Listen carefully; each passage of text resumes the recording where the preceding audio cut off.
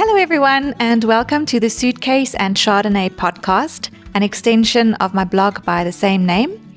I'm your host, Renate Engelbrecht, and here we talk all things lifestyle, travel, fashion, food, and wine.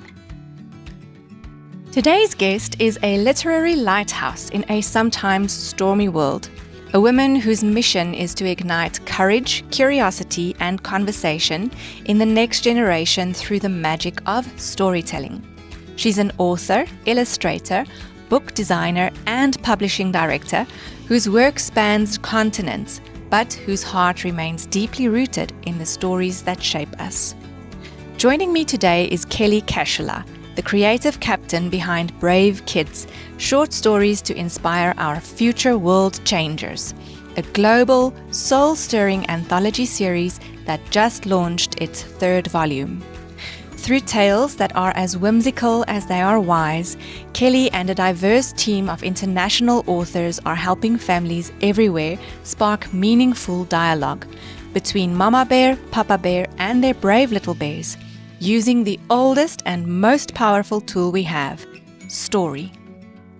This new volume promises a new constellation of tales designed to equip kids with life tools, empathy, resilience, and the quiet confidence to be kind, courageous, and conscious in today's fast-changing world. From talking animals and mystical worlds to real-life themes like grief, bravery, and self-belief, these stories aren't just bedtime entertainment. They're blueprints for raising the brave humans our world so desperately needs. So buckle up, listeners, because today we step aboard the HMS Explorer with Captain KJ Kashula herself as we navigate the wild waters of imagination, storytelling, and what it truly means to be brave.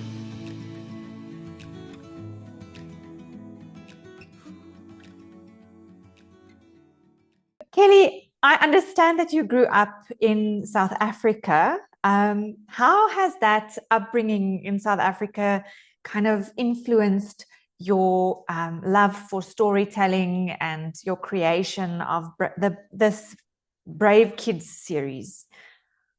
Yeah.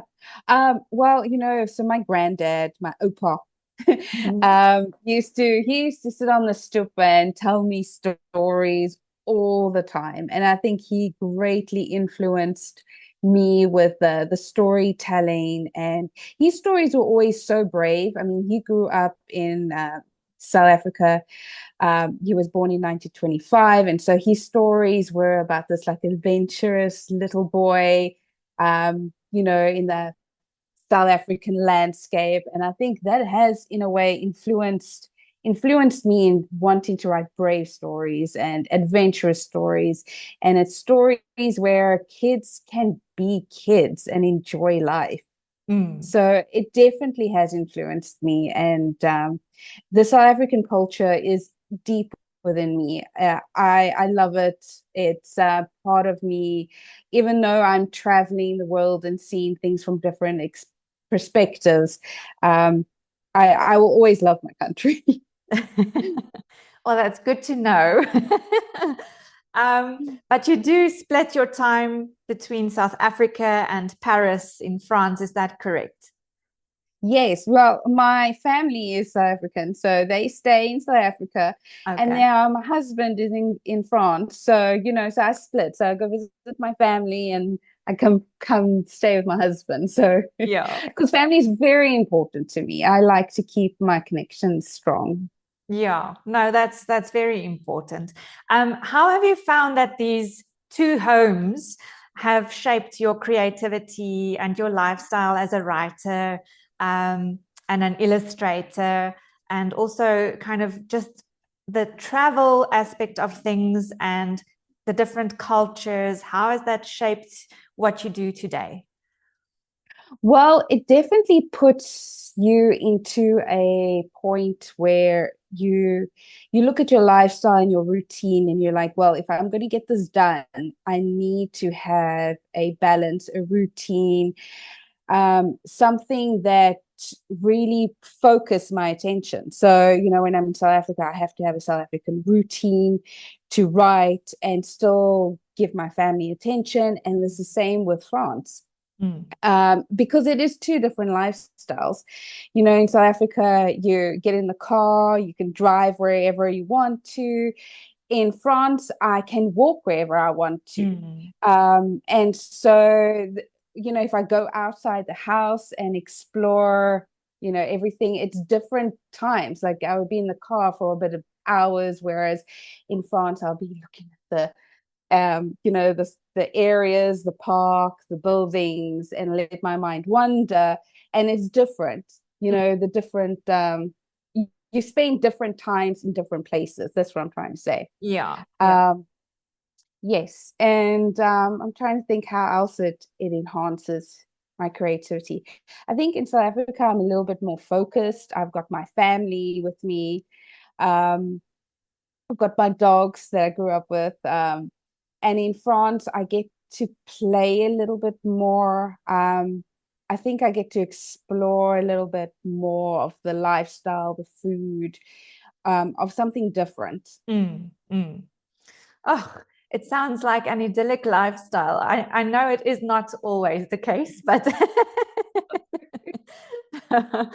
You have to have your mind has to be very strong and focused. If you want to know what to get, it's that. That's yeah, what it does. yeah, I can imagine. Yeah. Kelly, and then the Brave Kids series, you've just launched the third book of the series. Congratulations. So I think it's a very unique and a heartwarming concept. And it's something I like to believe will have a very big impact on the younger generations who are currently learning to be leaders. And I really hope for you, because I believe that's also what you had envisioned for this series. What inspired the first spark for this book series? Well, we wanted to bring authors together from around the world so that they can share their stories alongside. And we wanted everyone to have this intention where these stories are bigger than us, that these stories will help mankind in a way that will make us better than what we are today. We can always improve ourselves.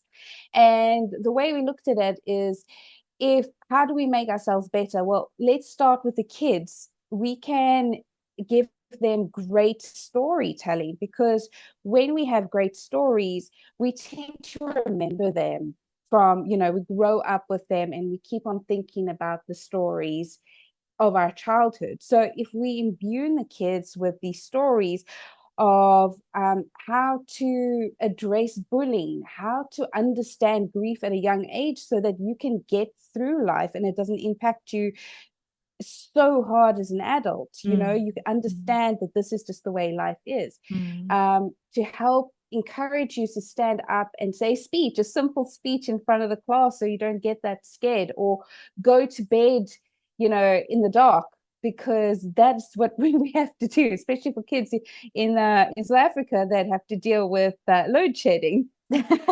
um, and so we give them these tools and techniques. Some of them also include like meditation and breathing techniques if you go on a hike, and figuring out some stuff around chakras, and finding your intuition and self. And Mm. so we give them all these cool little nuggets of information that they can read, and it's imbued in the story.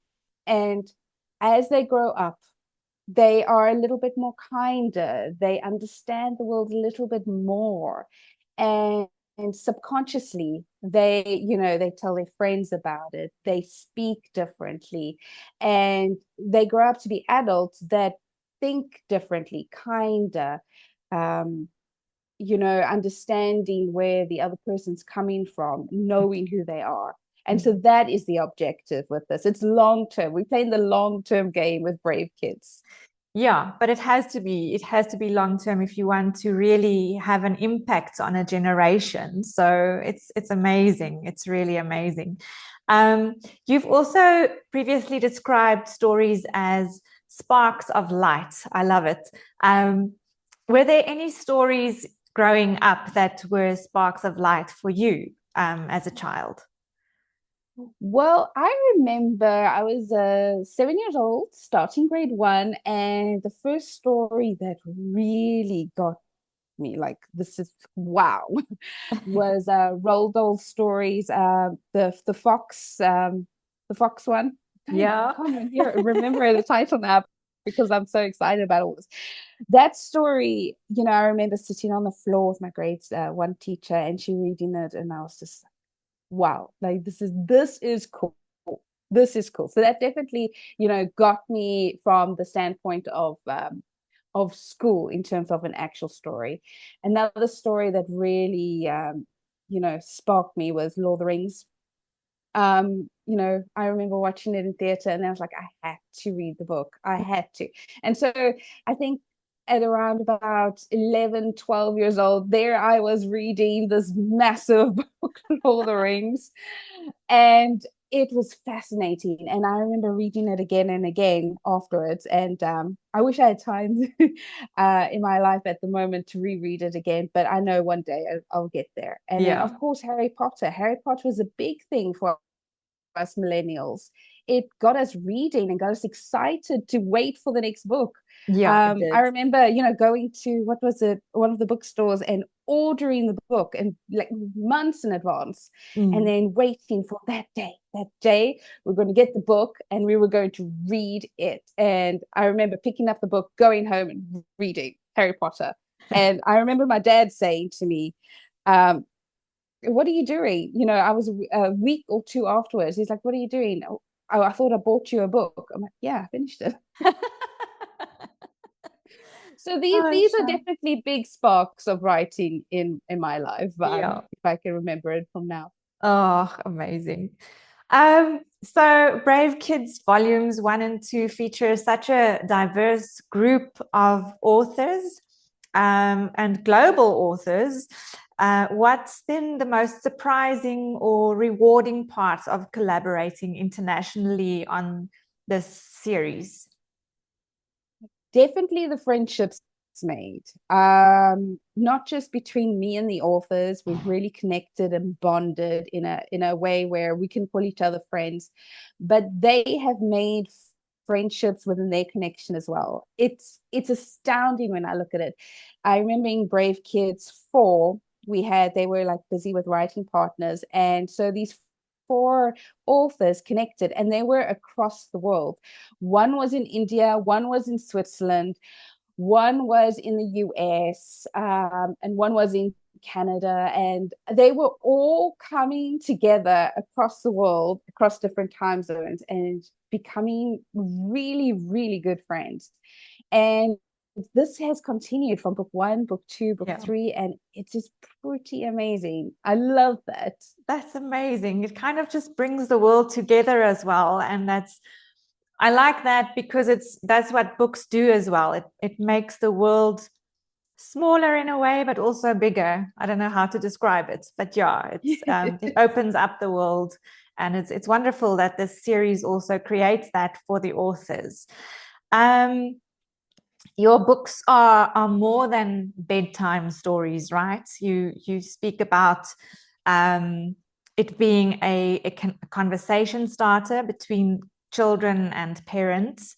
How do you envision families using this series of books in their daily lives? Sometimes it is difficult for parents to, approach the kid on a topic they really, really need to talk about.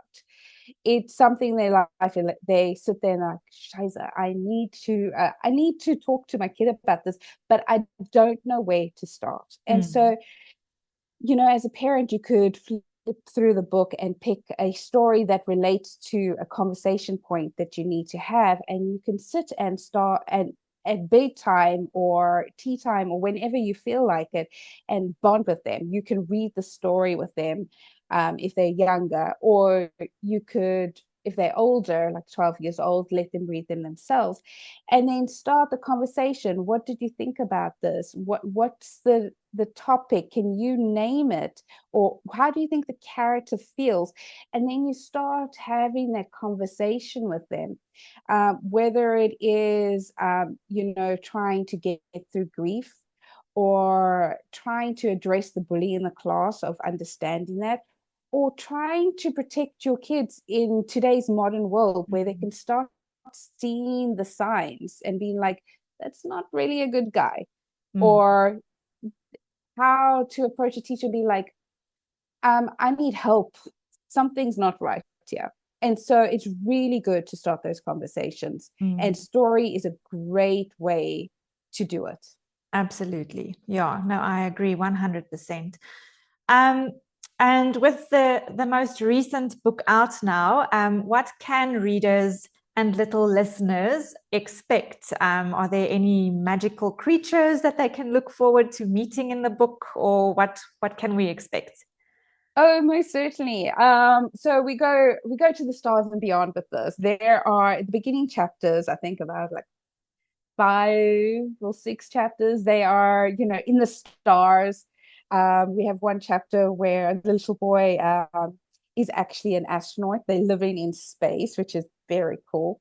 One story is actually talking about actual star, the character is a star.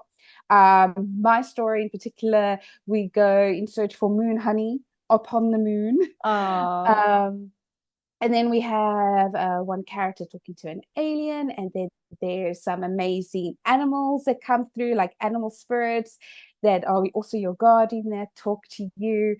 Trying to think now because I'm so excited. And then obviously you have, the stories that relate directly to the kid in terms of the character being a kid, where they're going through different problems, such as a kid trying to understand that their parent has cancer and what this actually means. And alongside each of these stories, which is, I think, very cool, we are starting to create customized songs. Oh, wow. Using AI technology. It is so cool. And so you could choose to either listen to the song first and then read the story, or you could read the story and then, as a reward for reading the story, you can actually listen to the song. And so that's on YouTube, and I've created a little video with it. So it's a little bit fun, it's exciting, it's a great tool to help parents also get their kids to read. Yes. If you read this chapter with me, or you read it by yourself, we can play the music that associates with the song. And do a little dance and jive and get excited about reading. Yeah. Oh, that's amazing. That's so clever. And then you mention that being brave. I mean, the series is mostly about being a brave kid, right? So you mentioned that it's not just about capes or superpowers, but it's also about kindness and grief, learning to work through grief and standing up to bullies, like you mentioned. Why do you think is it important for children to internalize that softer, more grounded form of courage? Because we always think you need to be strong and, have your fists ready. But I think it's more of a strong emotional thing rather than being the bully yourself. What do you think? Why is it important for children to have that softer courage within themselves? Well, this is the world they are living in and inhabiting. Their world is mom and dad, grandparents. It's going to school. It's after kids. It's after school activities. That is their world. As alongside friends and animal companions. Their world only gets bigger, as you and I know, when they grow, when they leave high school and into university. And so it's really good to give them these brave things these brave topics within their lifestyle at the moment, because you and I know, and any adults that's listening to this, is that they just get more challenging as we grow up. And so if you could start using the tools right now, then you do become a stronger human being, in terms emotionally, mentally. You find that within you. You don't I mean, of course we all need somebody to lean on, but if we become stronger human beings, then collectively, then we can make humanity better. Yeah. So that's where it stems from, is to Yeah. try and get these brave topics within their world. Yeah. No, that's incredible. I've actually written an article about the soft skills that children are they're not learning those soft skills anymore because of the fact that that life is so rushed and too much screen time. And I mean, that's a topic for a whole other podcast episode. But I really believe that today robs us and our children from certain soft skills. So it's wonderful that books can actually teach children certain soft skills. Do you find that they are in addition to this soft courage that we speak about, are there any other soft skills that you feel are worth talking about in these books? Oh, definitely. Bravery is such a broad topic. You could pick anything.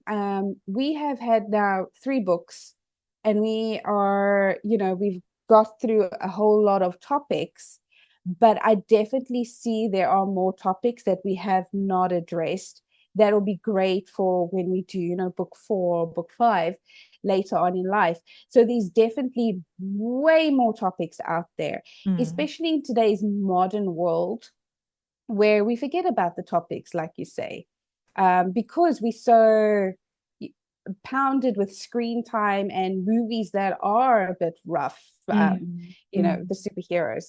So I can't name any topics right now of my mind because we've covered so much within 3 books. But I can tell you, I'm excited for the next author that comes to me and says, hey, I've got this topic, I've read your books, you have not mentioned this, how about let's play with this? I'm so excited for that, because I'll be like, yeah, let's go. Oh, no, I think that's very clever. And I think life is so full of things that there are so many opportunities to speak to kids about certain topics. And I'm very passionate about exactly that. So it's so exciting to know that there are books out there. It's often also quite intimidating to go in search of, good books for kids to read. That actually teaches a bit of a lesson and everything. So knowing that there are book series like this out there is wonderful. So how has putting together this whole Brave Kids series shaped your own lens on parenting and the way that you engage with kids? Big time.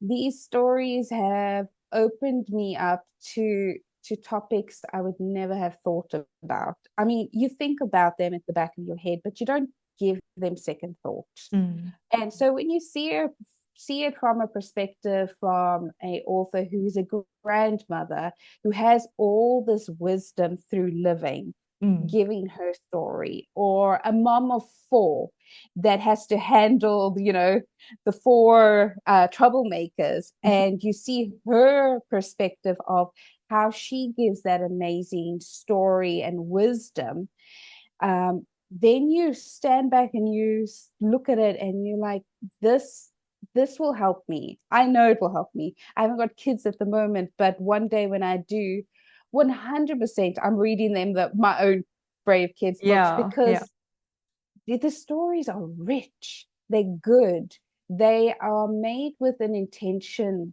that is good, and it's like it sparks of light that hopefully one day will become supernovas and explode with that amazingness. And so it has changed my life. It's changed my perspective. It's also helped me with my own writing skills in terms of editing, understanding topics, understanding characters. So it's helped me on that level as well. So I'm very thankful for this series. Oh, that's amazing.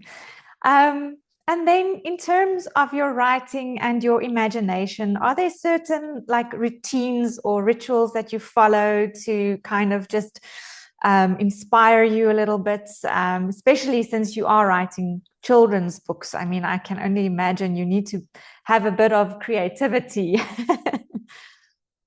Well, creativity is always there. The muses are always speaking. The one thing that I have learned through this through my writing career is if the muses speak, run and grab a piece of paper and write down the idea, because it will fly away fast. So that is number one. The second thing is I probably drink way too much coffee, but coffee and tea, depending on how I feel that day, really does help get me into the mojo of writing. I don't know, maybe it's the smell, the routine of making it, but it really just like, here, I'm gonna have a cup of coffee and I'm going to write today. I'm going to work. And then deadlines. Making sure you have deadlines is probably the best thing for a writer, because you don't dilly-dally. You understand that, okay, I have to get it done no matter what. And so your brain, it starts to rewire. And so you start thinking, okay, well, if I need to get this done, I need to wake up a little bit early. I need to write. I need to have time alone, or I need to do this late at night with complete quiet, if that's your thing, because that's my thing. And then lately, what I've started to do is I've had noise cancelling earphones, because, the world around us is busy. And so I've started to use them. I'm like, okay, time to write. Fantastic. Those are all very good tips for any writer. Oh, goodness. And then for many parents, reading books with their kids, it's kind of a moment for bonding, and a bit of a pause in the day. What advice would you give to parents wanting to bring more meaningful storytelling into their homes and into their families? Storytelling it's been this beautiful thing we've been gifted by someone, the gods, the muses, whoever you may call. And it is a time where we do sit down. It's like you say, we take a pause. And that is exactly it. The advice would be, take a pause, put down the phone, sit away from the lounge with the big TV, go to the bedroom where everything is calm. These Brave Kids stories average around 10 minutes, which is really great. And there's pictures. I mean, kids' books, we have to have pictures. It's just the way it is. Yeah. And so I think that is the big thing. With Brave Kids 3, though, you can alter it.